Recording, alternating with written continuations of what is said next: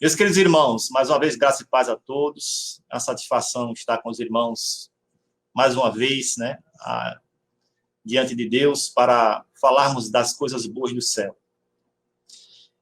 Hoje o tema é um tema bastante conhecido da igreja, né? Os irmãos que já estão no caminho conhecem bem, mas eventualmente, como esta pregação vai ao mundo pelo Facebook e pelo YouTube, certamente vai alcançar pessoas que conhecem talvez pouco a realidade da salvação e a necessidade do ser humano de ter um Salvador.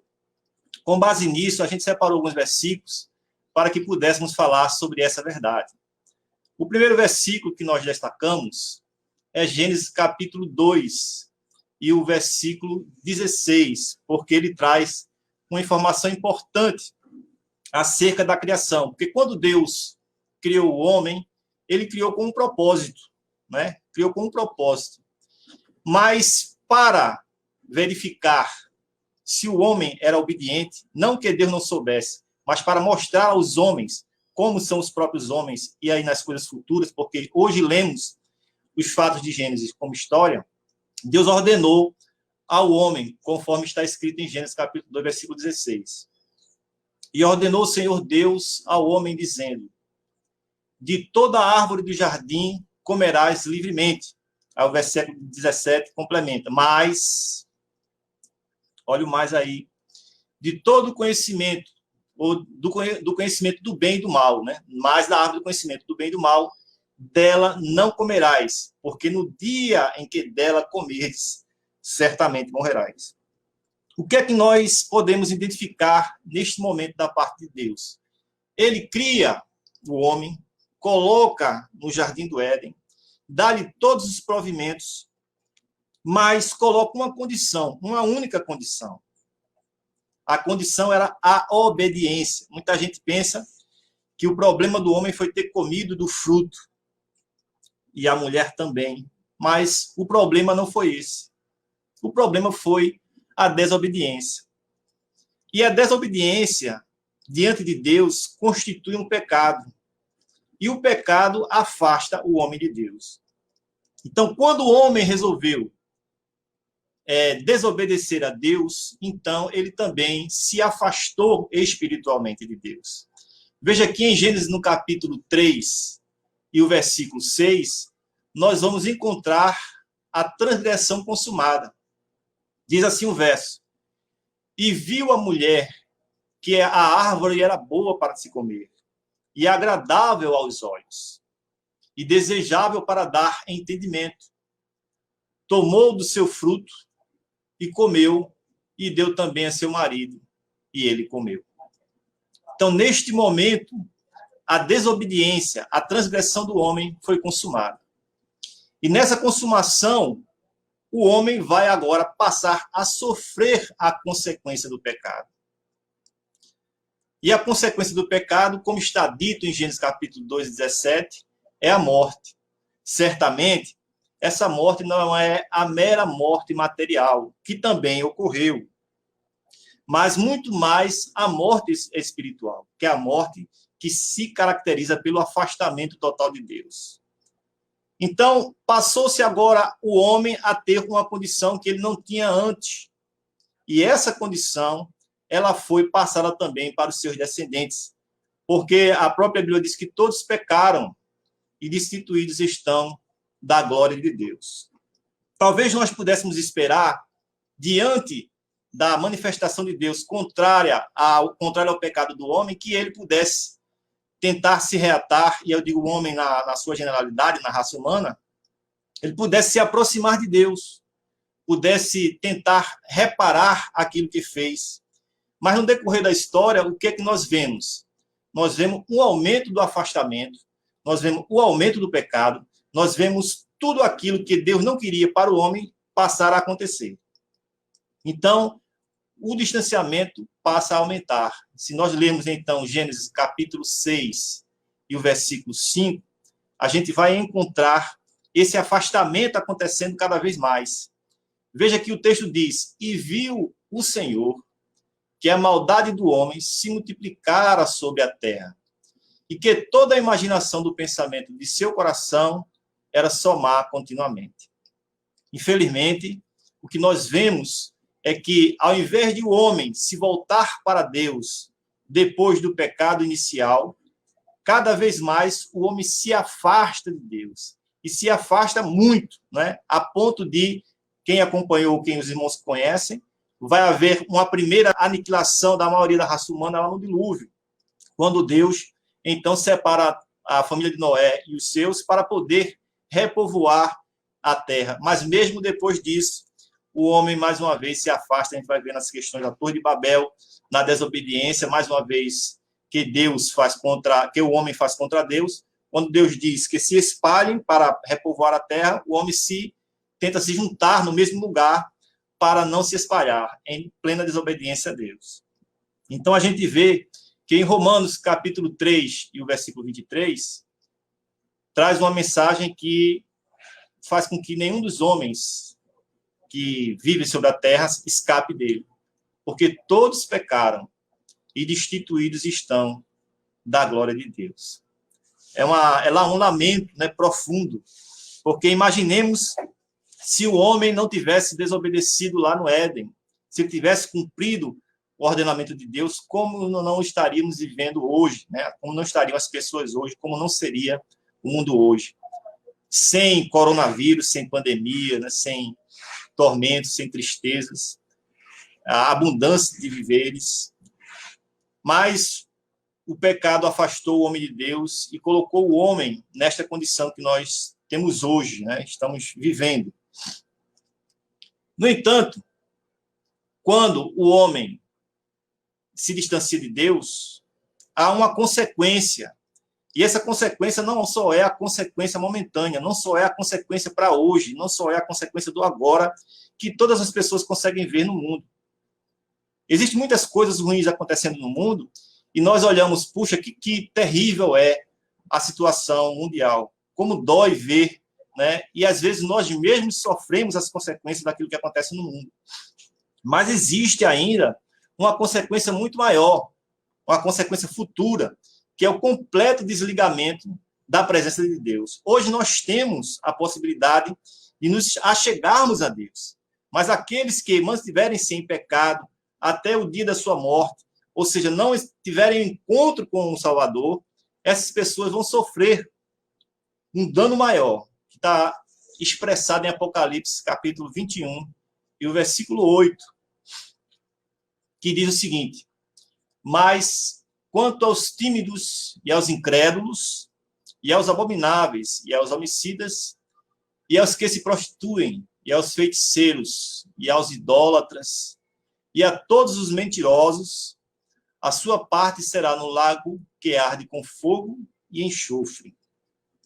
Essa é a segunda morte. Então, veja que tristeza será o futuro de uma humanidade sem Deus. O futuro daquelas pessoas que persistirem no erro, persistirem no pecado, não buscarem a restauração de suas próprias vidas, né? Então, essas pessoas, elas vão sofrer. Agora, a pergunta é, como se daria esse resgate? Como se daria essa restauração? Então, nós vamos ver, já no início da Bíblia, Deus provendo ou anunciando ou ensinando a forma como se daria esse resgate da humanidade.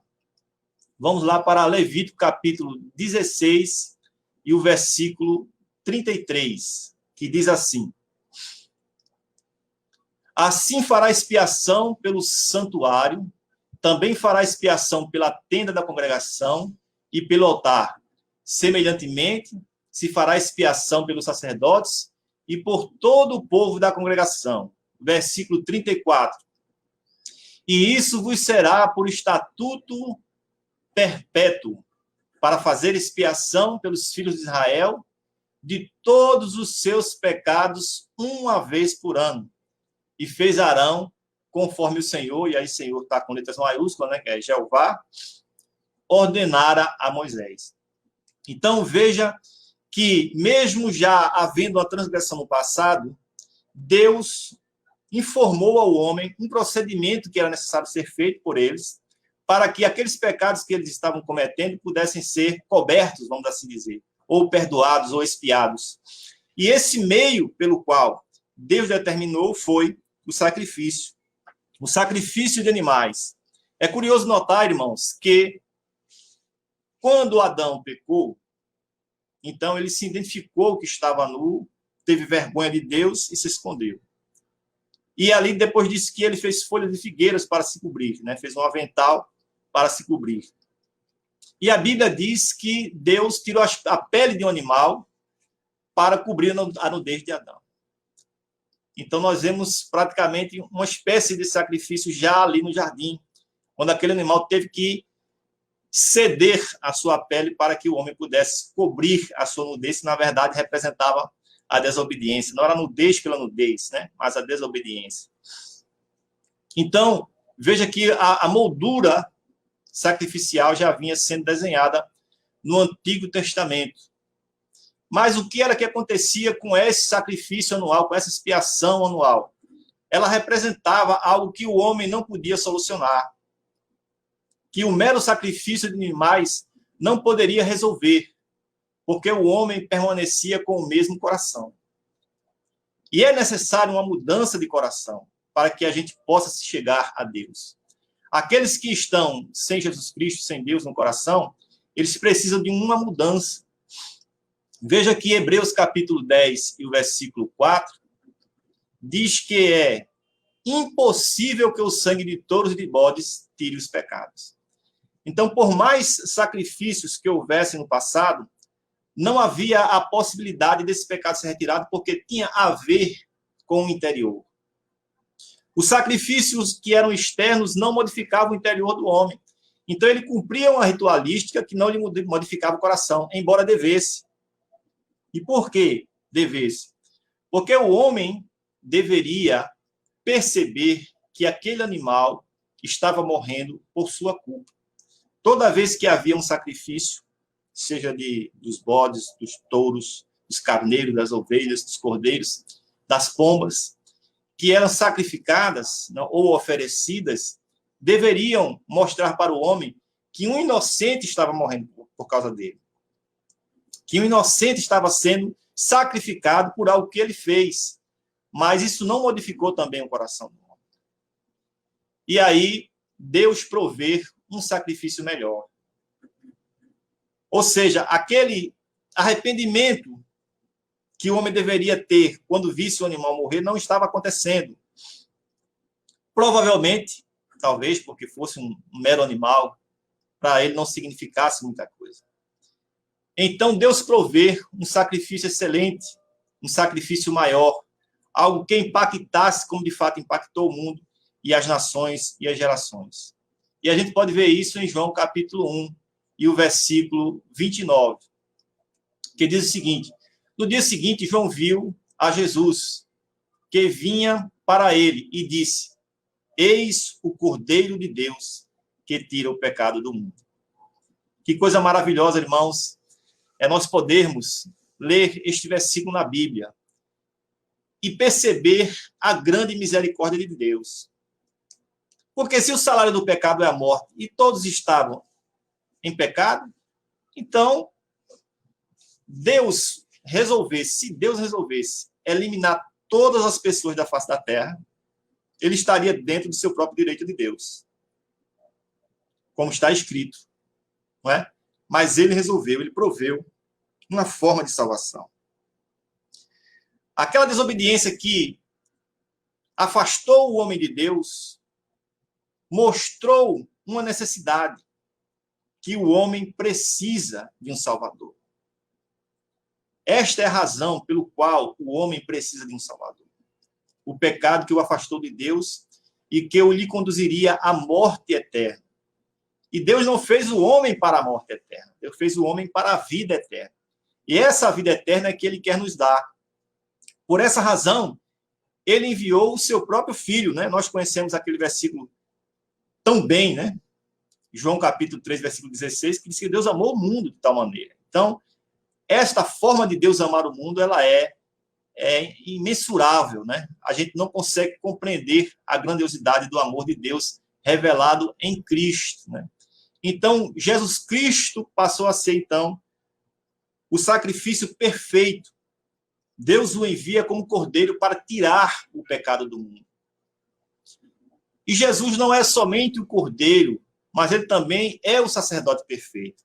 Hebreus capítulo 7 e o versículo 28 vai nos trazer essa verdade. Porque a lei constitui sacerdotes a homens fracos. Mas a palavra do juramento, que veio depois da lei, constitui ao Filho perfeito para sempre. Então, reparem quão grande é o amor de Deus. Os homens imperfeitos estavam exercendo o sacerdócio. Eles precisavam sacrificar pelo povo, mas precisavam sacrificar por eles também. Mas nada disso estava resolvendo a condição humana, porque o homem continuava errando, continuava pecando e não necessariamente se arrependendo ao ver o sacrifício. E a palavra arrependimento, irmãos, ela tem um significado muito bonito nos originais. A palavra arrependimento, no grego, é metanoia. Muitos irmãos conhecem, outros não. Metanoia. Se alguém nunca ouviu falar de metanoia, certamente já ouviu falar de metamorfose. Não é? E metamorfose, certamente no ensino médio já as pessoas viram, significa mudança de forma. Então, por exemplo, uma lagarta, né, antes de virar borboleta, ela se torna uma crisálida, né? Então ela muda de forma, deixa de ser uma lagarta para ser uma borboleta. Houve uma metamorfose. E o que é metanoia? Meta é mudança, não é? E nous é mente. Então, metamorfose é mudança de mente. Não adianta alguém dizer que está arrependido se a mente dele não está mudada. Então, o que nós víamos muitas vezes era que esses sacrifícios acontecidos no passado não produziam a metanoia, não produzia a mudança de mente ou o verdadeiro arrependimento. Quando Jesus vem pregando o amor, pregando a paz, pregando a transformação, curando aos cegos, curando a todos os enfermos, aos paralíticos, ressuscitando os mortos, então as pessoas veem Jesus numa referência perfeita, né? Como diz aqui, perfeito para sempre. Então não era mais um homem fraco, embora homem, né? Verdadeiramente homem, não era mais aqueles homens fracos que pecavam. A Bíblia diz que Jesus em tudo foi tentado, mas sem pecar. Então ele se constitui o verdadeiro salvador da humanidade. Aquele pelo qual Deus quis salvar a humanidade. Né? Então, não é Deus que veio à Terra morrer, mas ele enviou seu Filho para morrer pela humanidade. Né? Essa é uma verdade bíblica. Então, o próprio Cristo agora passa a ser considerado por Deus o sacrifício perfeito. Olha, irmãos, muita gente diz assim, é uma preocupação, na verdade, que as pessoas entendem. Porque se a Bíblia, no Antigo Testamento, e, consequentemente, no Novo Testamento, que é um compêndio só, né, as Escrituras, proíbem o sacrifício humano, como é que se pode dizer que Jesus foi sacrificado? Né? Parece aí uma dificuldade bíblica, não é? Mas considere o seguinte, Jesus foi assassinado. O Sinédrio, ali os fariseus, todos pretendiam matar a Jesus. Então, houve ali as tentativas, mais de uma vez, de prender a Jesus e também matar a Jesus. Até aquele momento lá em que Judas trai a Cristo, ele é preso e então morto. Houve um julgamento. Naquele julgamento que também houve falhas, né, foi todo irregular, Jesus foi condenado e foi morto. Então, do ponto de vista civil, vamos assim dizer, o que aconteceu com Jesus foi um assassinato. Desculpem, mataram Jesus.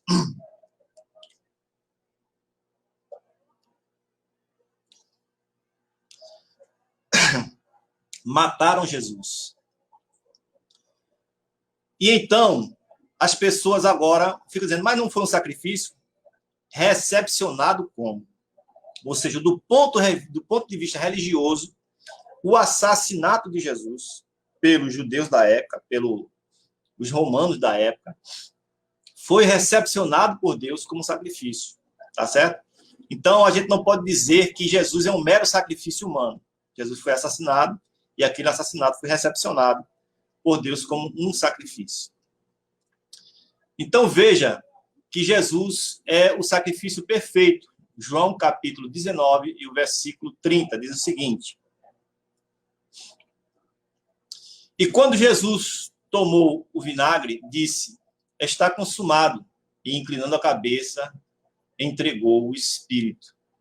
E Hebreus, capítulo 9, e o versículo 26, nos traz uma outra realidade, ou melhor, a confirmação desta realidade.